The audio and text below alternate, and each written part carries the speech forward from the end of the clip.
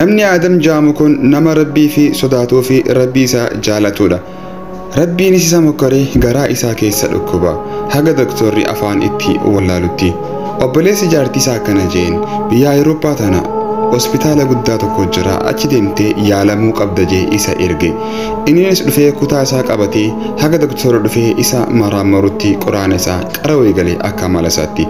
Doktortichi hoggaa irra seenu muslima ta'uu isaa baree seeqee akkana jeen gaafii si gaafadhu jee isa gaafate.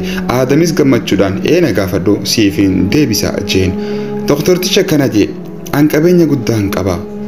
Akkasuma dalagaas bareedduun qaba. If gammachiisuudhaaf jee waan hin goone hin qabu. Farshoon dhugaa dhalaalee babbareedduu wajjin deema. Biyyoota adda addaa irraan deema gammachuu barbaada. Garuu waan hin dalagaa jiru kun takka gammachuunaaf kanneen beeku. Yeroo hunda if ajjeesuun yaada. Maali wanni kun? Annin dalaga if gammachiisuuf jee garuu gammachuunaaf kannaa hin jiru. Rakkoon kun maali jee Aadam gaafate. Aadam akkana jeen mee wayin si gaafadha. Yeroo ijjatan ta'e gammachiisuu barbaaddu maal goota jennaan dhalaalee babbareedduu akkasuma waayoo daawwatan ijatti nama bareedu abaaboolee babbareedduun daawwadha jeen. Ammas akkasuma yeroo funyaan kee gammachiisuu barbaaddu maal goota jee isa gaafate. Yeroo funyaan koo gammachiisuu barbaadu shittoolee ergooytuu akkaan qaaliitiin dibadha jeen. Akkasuma ammas gurra kan kee gammachiisuu barbaadde yoo maal goota jeen. Walleelee babbareedduu sagalee bareedduu qabanii fi akkasuma qabbanoytuun dhaggeeffadha gurra kiyya gammachiisuudhaaf jeen. Mee wayin si gaafadha yeroo funyaan kee gammachiisuu barbaaddu kara walleedhaa maaliif hin fuunfanne jeen. Lakki bar walleen ta gurraatti malee ta funyaaniitii miti wanni kun adda adda jeen doktortichi.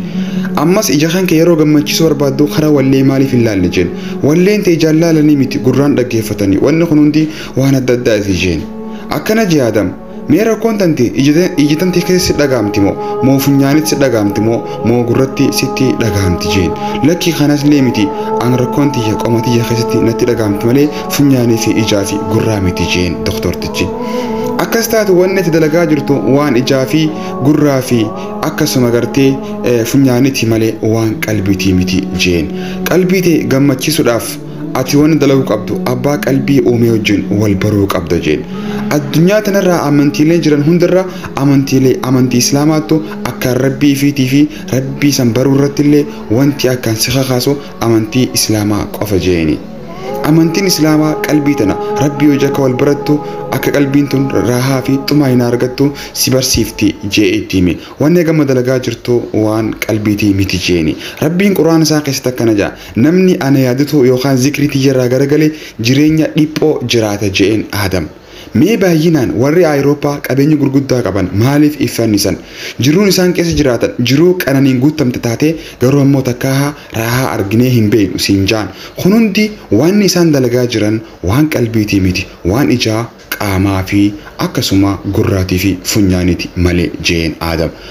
Doktortichi hayyummaa isaatii fi beekumsaa kana akkaataa inni deebisaa itti kenneef kana ajaa'ibsiifatee kitaaba islaamaa naa kenne rabbis naa kadhoo.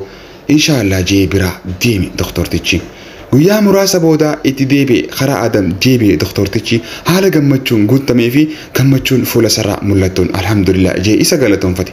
Aadam akkana jee an gammachuu laman qaba ati islaamoo fi an fayyuudha jeen.